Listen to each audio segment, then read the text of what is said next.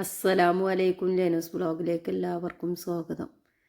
ഇന്നത്തെ സ്പെഷ്യൽ ഒരു ദോശൻ്റെ റെസിപ്പി ആയിട്ടാണ് വന്നിട്ടുള്ളത്. അതിലേക്ക് ഈസ്റ്റോ സോഡപ്പൊടിയോ ഉഴുന്ന് പരിപ്പോ ഒന്നും വേണ്ട, അധികം ചേരുവകളൊന്നും വേണ്ടാത്തൊരു ദോശൻ്റെ റെസിപ്പി ആയിട്ടാണ് ഇന്ന് വന്നിട്ടുള്ളത്.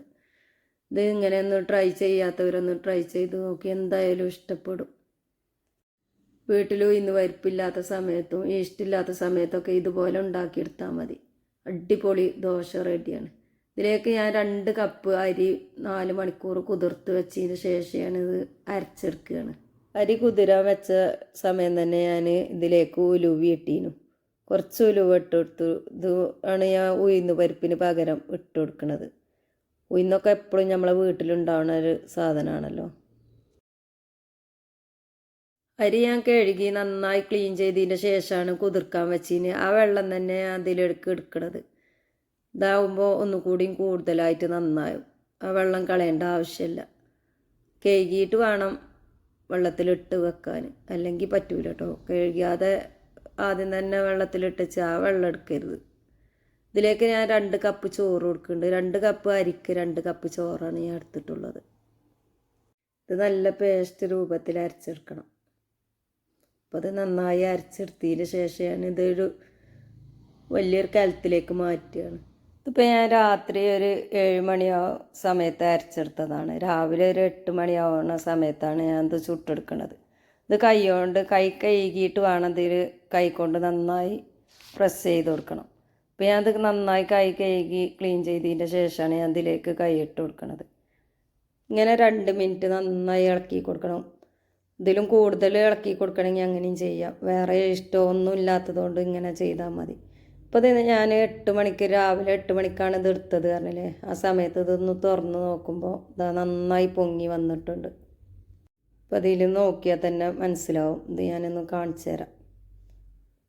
അപ്പോൾ ഞാൻ കയ്യിലിട്ട് തവയിട്ടൊന്ന് ഇളക്കി കാണിച്ചു തരുമ്പോൾ മനസ്സിലാവും ഇത് എത്രത്തോളം പൊങ്ങി വന്നിട്ടുണ്ട്. കാണുമ്പോൾ തന്നെ അറിയാം. കണ്ടില്ലേ, നന്നായി പൊങ്ങി വന്നിട്ടുണ്ട്. ഇതിലേക്ക് ആവശ്യത്തിന് ഉപ്പ് ചേർത്തിട്ട് ഞാൻ ഇളക്കിയെടുക്കണം.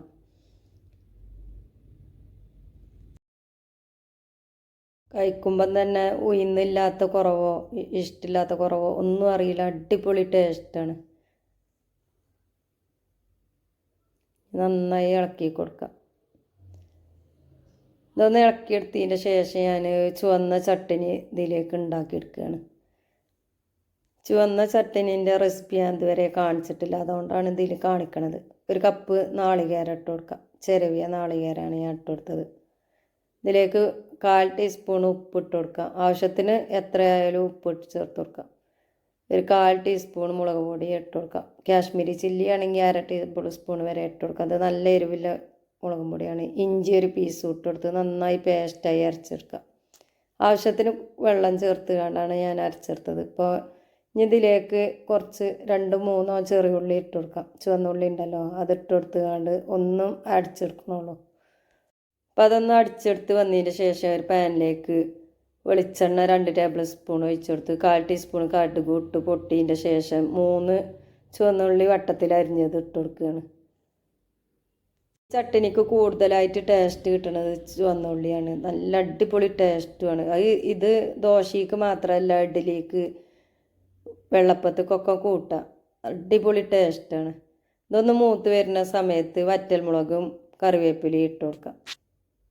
ഞാൻ മുമ്പ് വീഡിയോയിൽ വെള്ള ചട്ടിനീൻ്റെയും പൊട്ടറ്റോ മസാലേൻ്റെ റെസിപ്പിയൊക്കെ കാണിച്ചിട്ടുണ്ട്. അതാണ് ഇതിലൊന്നും കാണിക്കാത്തത്. അപ്പോൾ ഇത് ഞാൻ ഇതുവരെ കാണിച്ചിട്ടില്ല, അതുകൊണ്ടാണ് കാണിക്കണത്. ഇനി ഈ അരച്ച് വെച്ച നാളികേരക്കൂട്ട് ഇതിലേക്ക് ഒഴിച്ച് കൊടുക്കാം. ഇതൊന്ന് ജസ്റ്റ് ഒന്ന് ചൂടായാൽ മതി, തിളക്കേണ്ട ആവശ്യമില്ല. ഇതൊന്ന് ചൂടായി വരുന്ന സമയത്ത് സ്റ്റൗ ഓഫ് ചെയ്യാം. ഇത് വെള്ളം എത്ര ആവശ്യത്തിനനുസരിച്ച് ഒഴിച്ചു കൊടുക്കുക. അപ്പോൾ ഞാൻ ഇത്രയേ ഒഴിക്കണുള്ളൂ, എനിക്ക് ഇത്രയേ ആവശ്യമുള്ളൂ. അതുകൊണ്ടാണ് ഞാൻ ഇത്ര ചേർത്ത് കൊടുത്തത്. ഞാനത് വാങ്ങിയാണ്ട് ദോശ കല്ല് വെച്ച് കൊടുക്കുകയാണ്. ആ അടുപ്പത്ത് തന്നെ വെച്ച് കൊടുക്കുന്നത്. ഇതൊന്ന് നന്നായി ചൂടായി വരുന്ന സമയത്ത് ബാലൻസ് ചെയ്യാൻ വേണ്ടിയിട്ട് കുറച്ച് വെള്ളം കുടഞ്ഞു കൊടുക്കുക. അത് ചൂട് ബാലൻസ് ചെയ്യാനും വേണ്ടിയിട്ടാണ്. അല്ലെങ്കിൽ ദോശ പെട്ടെന്ന് നന്നായി കിട്ടാവില്ല. അതിനും വേണ്ടിയിട്ടാണ് ഞാനിങ്ങനെ വെള്ളം കുടഞ്ഞു കൊടുക്കുന്നത്. ഒരു തവി മാവ് എടുത്തുകൊണ്ട് ഒന്ന് ചുറ്റിച്ച് കൊടുക്കുക. ഇപ്പോൾ കാണുമ്പോൾ തന്നെ അറിയാം നല്ല സൂപ്പർ ദോശയാണെന്നുള്ളത്. നാരെടുത്ത് വന്നും ചെയ്ത് നല്ല ക്രിസ്പി ആയിട്ടും എനിക്ക് കിട്ടിയിട്ടുണ്ട്. ഇതിലിപ്പോൾ ഞാനിന്ന് ഗീ ചേർത്തിട്ടാണ് കാണിക്കണത്. ഗീ ഇല്ലാതെയും ഇതേപോലെ തന്നെ ക്രിസ്പി ആക്കി എടുക്കുക. ക്രിസ്പി ആക്കണില്ലെങ്കിൽ ഒന്ന് അടച്ച് വെച്ച് സാധാ നോർമൽ ദോശയാക്കി എടുക്കുക. ഈ വീഡിയോ കാണുന്നതിൻ്റെ അടി കൂടെ ഇഷ്ടപ്പെടുകയാണെങ്കിൽ ഒരു ലൈക്ക് തരിക, സബ്സ്ക്രൈബ് ചെയ്യാത്തവരൊന്ന് സബ്സ്ക്രൈബ് ചെയ്യുക, കൂട്ടത്തിനും കുടുംബത്തിനും ഒന്ന് ഷെയർ ചെയ്ത് കൊടുക്കുക.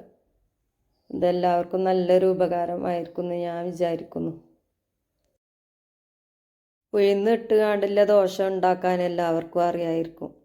ഉഴുന്ന് പറ്റാത്തവരും ഉണ്ടാവുമല്ലോ, അവർക്കൊക്കെ ഇത് നല്ലൊരു ഉപകാരമായിരിക്കും.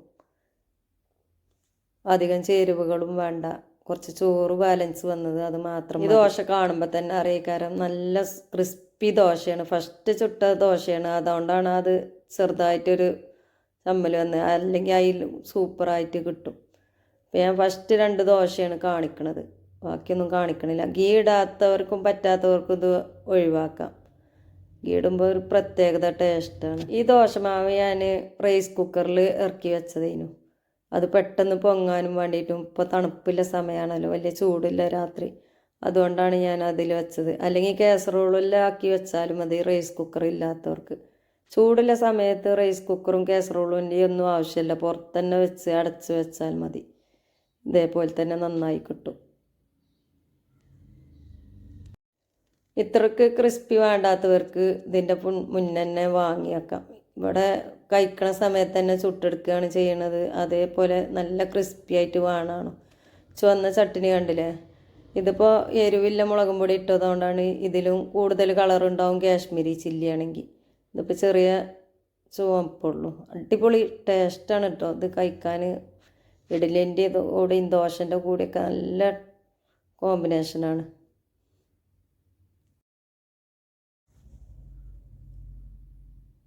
അപ്പോൾ അത് നല്ല കാണുമ്പോൾ തന്നെ അറിയില്ല നല്ല ക്രിസ്പിയാണെന്നുള്ളത്. ഇതൊരു പ്രാവശ്യമെങ്കിലും ഒന്ന് ഉണ്ടാക്കിയിട്ട് അഭിപ്രായം പറയുന്നുണ്ട്. ഇനി അടുത്ത വെറൈറ്റി വീഡിയോയുമായി കാണാം ഇൻഷാ അല്ലാഹ്.